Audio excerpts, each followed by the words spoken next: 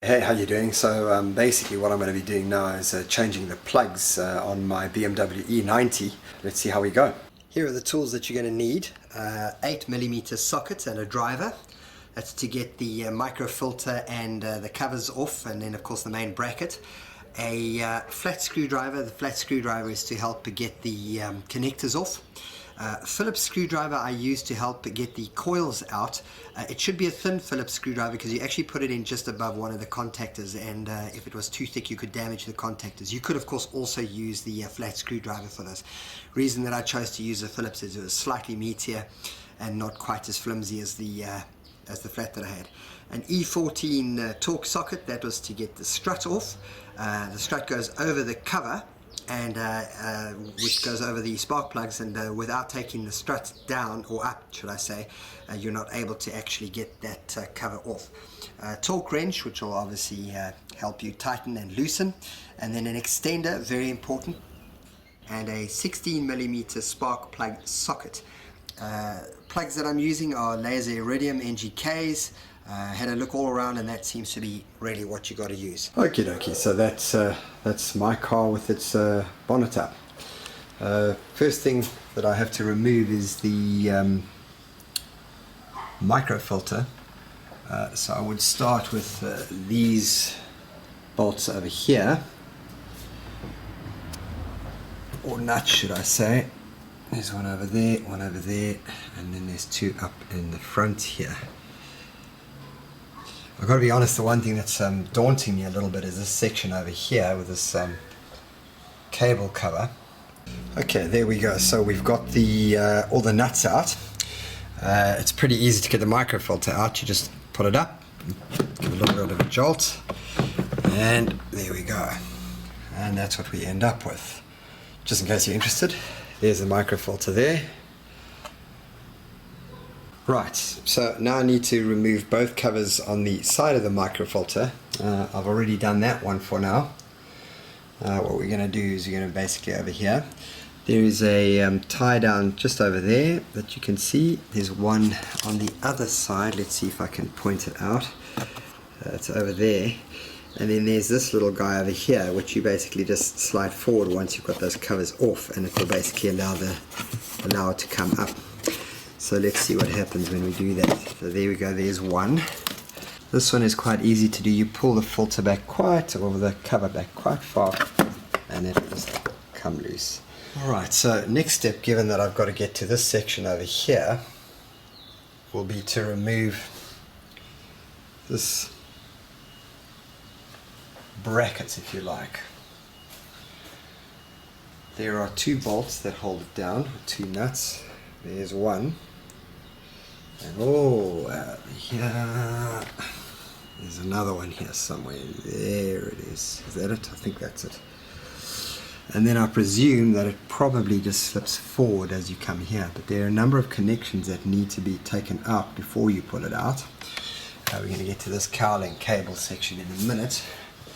And here's another connection that we're going to need to remove as well. Okay, so when you see a connector like this, there's a little wedge over there. So what I'm actually going to do is I'm going to put the screwdriver in this part over here, pull it forward, and that will actually lift it off the wedge, which will allow it to come free. Do yourself a favor, don't force these things without doing that, otherwise you could end up breaking the plug. They are a bit confusing and can be painful, but hey, what are you going to do?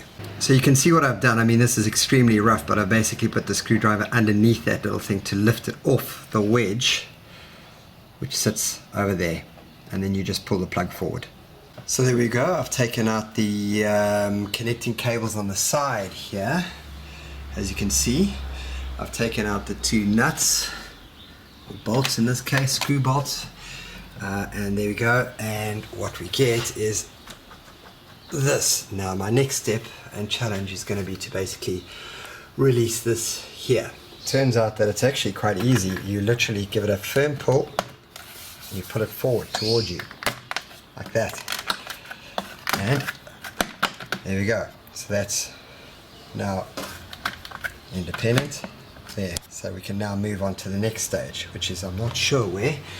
I see a cable all the way back there. I'm going to need to disconnect that as well. So let's see how we go with that. Turns out that little section of cable in there is also quite easy to remove, and it's simply a case of doing this and putting it forward. There we go.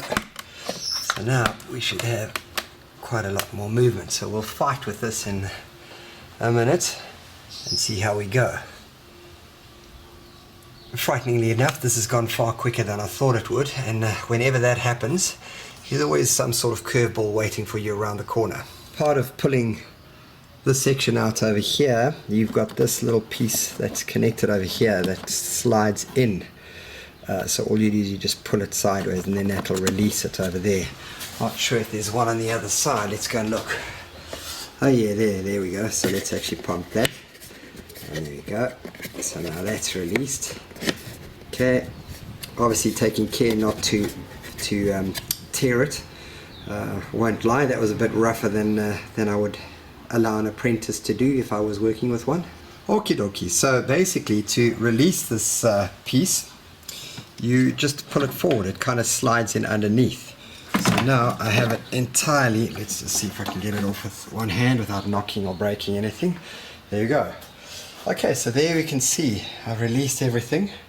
I'm really hoping not to disconnect these. I don't see why I should have to be able to get to the rest of the engine once I've got the cover off. Having a look at the engine, there's my oil in, and right here is where the spark plugs should be. So I need to get this cover off over here, and once I've got this cover off over here, I should have access. Interestingly enough, the way the lid works, the oil lid works, it sort of does a two-part thing. So I'm going to have to take this off in order to get that off. I'm not quite sure how that's going to work. Okay, well, interestingly enough, after having a little bit of an argument trying to figure out how to get this off, you'll see that just over there's a small little arrow, and all you do is you pop a screwdriver in there and you pop it up. Observe. So let's try that. There we go. Screwdriver, and there we go. So as simple as that. Cha-ching! Hello, and it's off. Great. Right, so we've got the oil cap off. Now, I wasn't quite sure how to get the cover up, and basically all that you do is you just pretty much give it a bit of a pull, and you'll see, let's see if I can get in there. Yeah, there we go. You can actually see that spigot that it connects to. So it's literally just a rubber spigot that it actually connects to, and you just pull it up. In order to actually get the cover off, I had to loosen this the strut over here. I actually did check with the BMW's manual, the actual BMW manual. Don't ask where I got it. And once that's up, simply place something underneath it like this. So that's just keeping it a bit high. Obviously don't bend it up too much, otherwise you'll actually bend it and it will create a fold and get horribly damaged, and that would be a disaster. And as soon as that's up and lifted away over there, then you're able to actually slide the cover out quite easily. Okay, progress. And there you see the covers off. There you can see the top of the ignition coils, which are of course top of the spark plug. So that'll be the next thing to actually get out. Quite a handy thing to have is just a simple paintbrush, unused paintbrush for clearing off dust. Just makes it cleaner to work, and of course less to get in the wrong places. So yeah, good tip. That's the coil, and it looks a little daunting to get it off, but it's actually quite easy. So it's got a sort of a rocker system. Is it a rocker system or a leverage system? And there you see it's actually popped out the connector. So that should come out like that, and there we go. Okay, putting the coil out essentially is a case of firmly, but as gently as you possibly can, moving side to side and pulling it out. What I'm quite interested in is that it's quite a bit bigger than I expected it to be. I mean, I suppose it would actually have a coil inside there.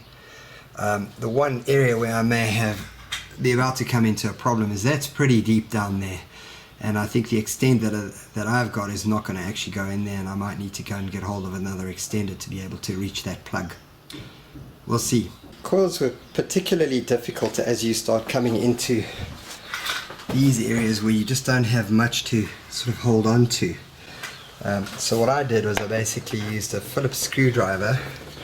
I put the screwdriver in like that above the contactor, careful not to break it, and then use the leverage of the screwdriver to actually help me pull the coil out.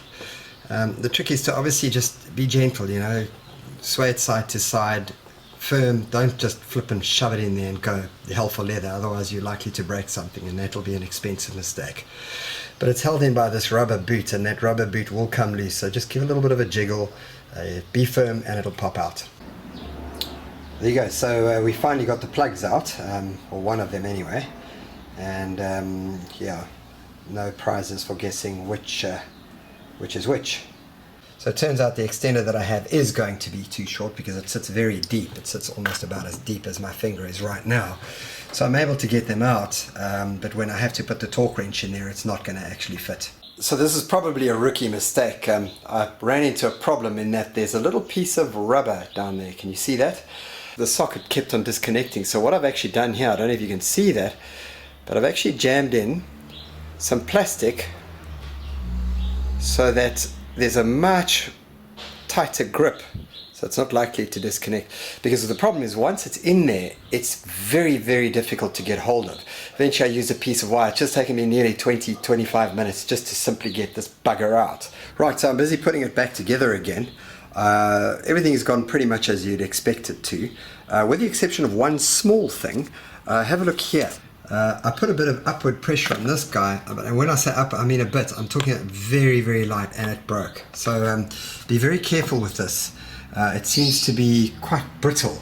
Maybe it's just the age of my car, but either way, it is broken. So I'm going to screw it in anyway, and if it snaps off, it snaps off. There's others that will hold it, and if ever need be, I'll either replace it or possibly just make another sort of plan.